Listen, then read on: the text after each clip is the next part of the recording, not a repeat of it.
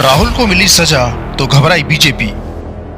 राहुल को मिली सहानुभूति तो फंस जाएगा मिशन 2024। राहुल की संसद सदस्यता रद्द होने के बाद वायनाड से शुरू हुई चुनाव की तैयारी। 2019 में राहुल गांधी अमेठी से चुनाव हारे थे। 2023 में उनकी वायनाड से संसद सदस्यता चली गई। राहुल गांधी की झोली इस समय खाली है। अगर उनकी सजा पर हाई कोर्ट और सुप्रीम कोर्ट से रोक नहीं लगी तो वो 8 साल तक चुनाव भी नहीं लड़ पाएंगे। यानी कि साफ है कि राहुल गांधी के पास अब खोने के लिए अब ज्यादा कुछ नहीं बचा है, जबकि पाने के लिए उनके पास पूरा आसमान है। राहुल गांधी के पास ऊंची अदालत का दरवाजा खटखटाने का मौका है और राहुल गांधी उसे खटखटाएंगे भी, ये तय है। ऐसा में इस समय राहुल गांधी की संसद सदस्यता जाने पर बीजेपी भले ही खुश दिखाई दे रही हो, लेकिन घबराहट भी दिखाई दे रही है।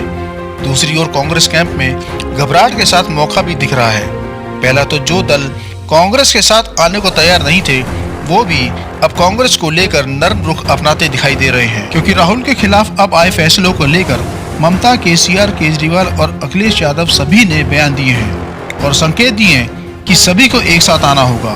राहुल गांधी की संसद सदस्यता चली गई हो, लेकिन वो आने वाले समय में अन्य मंचों से सरकार पर निशाना साधते रहेंगे। कांग्रेस की ओर से भारत जोड़ो यात्रा 2.0 का कुछ समय पहले ऐलान किया गया था, जिसके जरिए राहुल फिर से सड़क पर उतर सकते हैं। लोकसभा से सदस्यता जाने के बाद राहुल गांधी की पहली प्रतिक्रिया सामने आई है। उन्होंने कहा है कि मैं भारत की आवाज के लिए लड़ रहा हूं, मैं हर कीमत चुकाने के लिए तैयार हूं। कांग्रेस के पूर्व सांसद के इस बयान के बाद से साफ है कि वो सरकार के खिलाफ अपने हमले जारी रखने वाले हैं।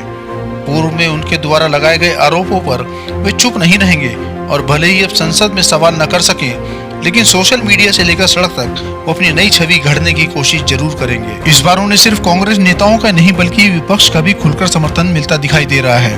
आने वाले लोकसभा चुनाव में भी कांग्रेस को विपक्ष के साथ सामंजस्य से बैठने में आसानी हो सकती है और एकजुट होकर मैदान में उतर सकती है, जिसका उसे लाभ भी मिलने की संभावना बन सकती है। राहुल कांग्रेस की ओर से हमेशा से ही बीजेपी सरकार पर हमला बोलने वालों में सबसे आगे रहे हैं। फिर चाहे विजय माल्या, मेहुल चोकसी, नीरव मोदी को देश से भगाने का मामला हो या फिर हाल फिलहाल में गौतम अडानी से जुड़े मामले हो। जनवरी महीने में हिंडनबर्ग रिपोर्ट आने के बाद राहुल समेत पूरा विपक्ष जेपीसी की मांग पर अड़ा हुआ है, लेकिन सरकार मांग मानने के मूड में फिलहाल अभी नहीं दिखाई दे रही है। दूसरी ओर राहुल की सजा को लेकर बीजेपी को भी डर लग रहा है।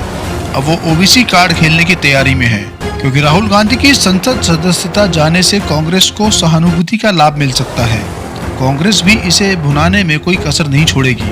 अगर राहुल गांधी को कोर्ट से राहत भी मिल जाए, तब भी 2024 के चुनाव में सहानुभूति की लहर देखने को मिल सकती है। इसका सबसे हालिया उदाहरण 2021 का पश्चिमी बंगाल का विधानसभा चुनाव है। ममता बनर्जी ने व्हील चेयर पर बैठकर प्लास्टर चढ़े पैर और खेला होवे नारे के साथ चुनाव प्रचार अभियान में उतरकर चुनावी फिजा ही बदल दी थी। टीएमसी न सिर्फ सत्ता बचाने में कामयाब हुई, बल्कि बीजेपी को 2 अंक में समेट दिया। चुनाव में ममता के पक्ष में कहीं न कहीं सहानुभूति फैक्टर काम कर गया। राहुल गांधी की इस लोकसभा सदस्यता जाने के बाद कांग्रेस भी इसी मुद्दे को जन सहानुभूति का हथियार बनाने की कोशिश में कोई कसर नहीं छोड़ेगी और बीजेपी को इसी बात का डर लग रहा है कहीं राहुल गांधी की सजा बीजेपी के मिशन 2024 में मुश्किल ना खड़ी कर दे। कांग्रेस के तेवर देखकर भी लग रहा है कि राहुल गांधी के मामले में वो पीछे नहीं हटेगी। Report apex news.